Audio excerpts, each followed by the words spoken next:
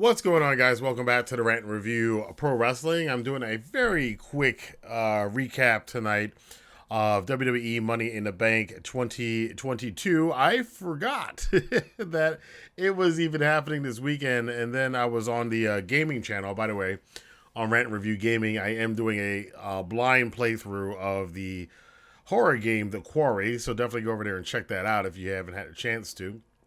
We'll be doing it again 3 o'clock p.m. Eastern Standard Time tomorrow on Sunday. But yeah, some of the viewers reminded me that Money in the Bank was actually tonight. So I did tune in a little bit late to it. Caught it about, I guess, about a fourth of the way through. Rewound and went back and watched the first couple of matches. Wasn't very impressed by the show, the first fourth of the show, or probably first third of the show. Bianca Belair was originally supposed to take on Rhea Ripley, who, of course, is one of the many names on the massive injury list for all of sports entertainment and wrestling this year. So she took on Carmella. That was man. Ronda Rousey took on Natalia. Yeah, it was man. It was all right. But the highlights of this, there were three big highlights on the show for me. One of them is when the show kind of turned around, and that was the tag team title match. The Usos defending against the Street Profits, which I wasn't really hyped about. But man, did they tear it up. They absolutely provided. This was a match of the year contender.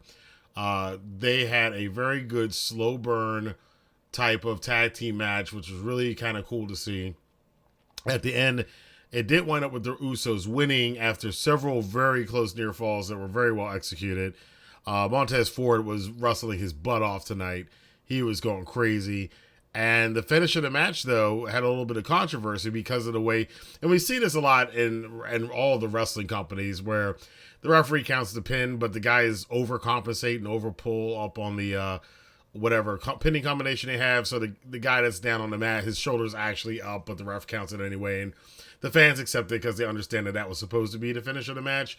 But this time they do it, and, Montez Ford was a little angry. He's yelling at Pat McAfee and Michael Cole about it, and his shoulder was up. So I think that was may have been planned. It looks like it was planned, and probably leading into a rematch at SummerSlam, maybe a 2 out of 3 fall match.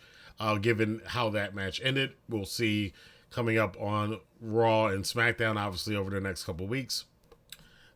Now the women's ladder match, the Money in the Bank ladder match, was the match that kicked off the show. I saw that. I skipped through some of it.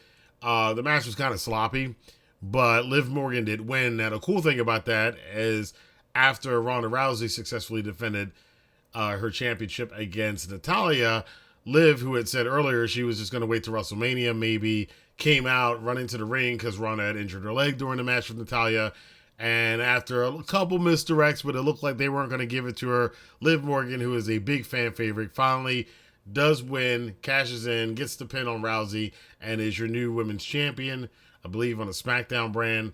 And I don't know which brand. I can't follow which brand it is anymore. Again, side note for those of you who don't follow my channel, I don't watch the weekly WWE shows, so it's very hard for me to kind of keep track of who's who. I usually keep up with it through YouTube and the clips they have on YouTube, but I follow it enough to know that a lot of the WWE fans are very high on Liv Morgan and have been for a long time, and she definitely got a lot of "you deserve a" chance tonight, which was pretty cool for her and her fans. A real feel good moment on the night.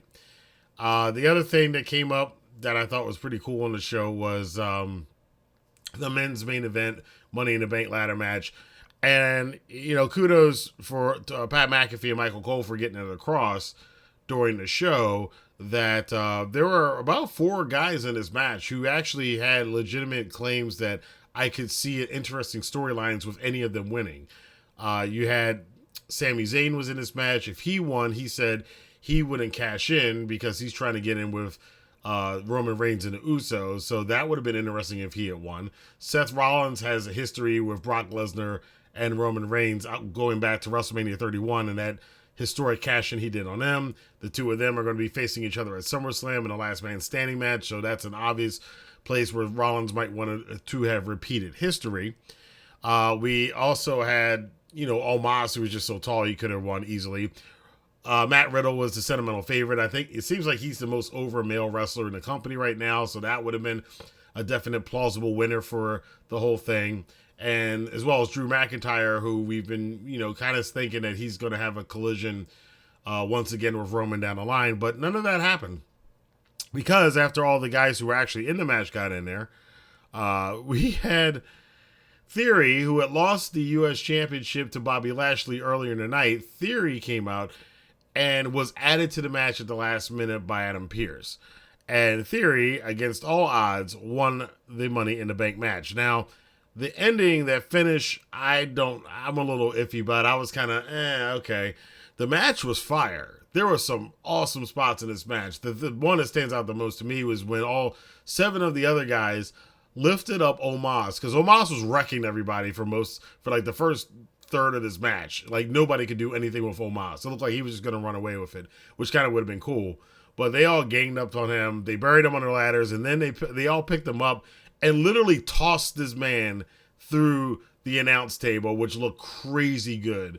So kudos on that one, man. That was a badass table spot. And there was a couple more exchanges here and there, but ultimately, like I said, Austin Theory, or Theory, whatever they call him now, he won the men's Money in the Bank match. Now, fans were kind of thrown off. I was looking on social media. Some of them were talking about, the rumor has been that John Cena was going to be facing Theory at SummerSlam, possibly for the U.S. Championship.